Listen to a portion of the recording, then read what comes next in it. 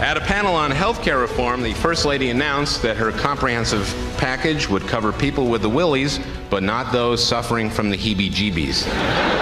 Al Franken at the White House Correspondents' Dinner 20 years ago. He's traded in comedy for politics now, going back home to win a Minnesota Senate seat by just 312 votes. And now he is trying to hold his job in a tough year for Democrats. ABC's Jeff Zeleny joined him on the trail for a This Week exclusive.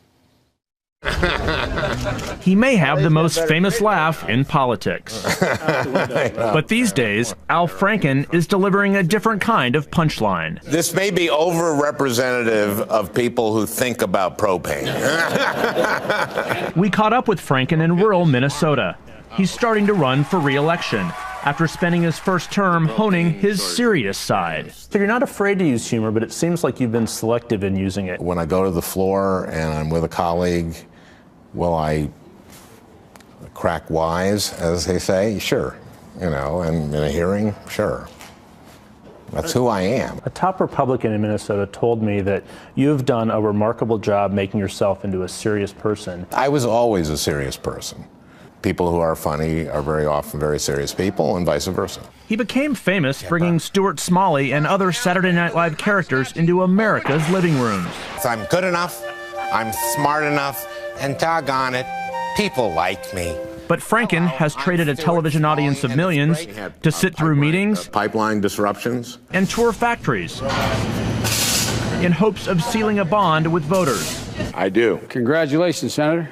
The far less glamorous life of a first-term senator. 6 years ago, you won election to the United States Senate by 312 votes, the smallest margin of any senator. How did that affect your first term? I think it did affect the term. You know, I think I felt that I wanted to prove to all Minnesotans that I was going to work for them. Is it still the Al Franken decade? Yes, it is. What would comedian Al Franken say about Senator Al Franken's first term? He would say, I did well, because I'm the same person. There aren't two different people. Wouldn't he have some fun with you, though, at some point? When I would make fun of a politician, it was only because they were screwing up in some way, and I don't think I could find anything, frankly. Nothing. Whew, that'd be a really hard subject to satirize, because I've just been impeccable. Impeccable. Yeah, I've made some small mistakes, I suppose. But as Republican senators tell me, not as many mistakes as they hoped. Several GOP candidates are running, but even in a tough Democratic year, for now, Franken holds a double-digit lead. How difficult is it right now to run as a Democrat in the 6th year of President Obama's term? I'm very comfortable doing that. President Obama is saying that Democrats should not apologize for the health care law. I think that the rollout was pretty disastrous. I don't think there's any question about that. I also think there are parts of the law that need to be fixed. I mean, as President Obama said, don't be afraid of it. There's a little bit of a catch-22 there. If you think it's a bad issue in your state, so you're not going to go defend it because you think, you know, you'd rather talk about something else. Franken's become a fierce critic of big corporate mergers and the loudest opponent to Comcast's bid to take over Time Warner Cable, arguing it's a no-win for consumers. And you could charge more. But he also brings a flavor of fun to the Capitol. Senator, why the hot dish competition?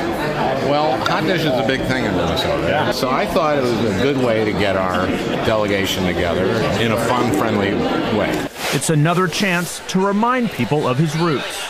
Kevin Papp, president of the Minnesota Farm Bureau, says voters have noticed. 6 years ago, members of his group endorsed Franken's opponent. Senator Franken was on my farm 2 years ago and combined 5 acres for me. How was he? He was great. I did corn harvesting. You go in the straight line, so it's pretty easy. It's all part of Franken's life on this side of politics. You know, I really enjoyed my other career. This is a great job. It's a great job. But it's also great to make people laugh. If he wins in November, he'll get the last laugh. His transition from comedian to senator fully complete. For This Week, Jeff Zeleny, ABC News, Good Thunder, Minnesota.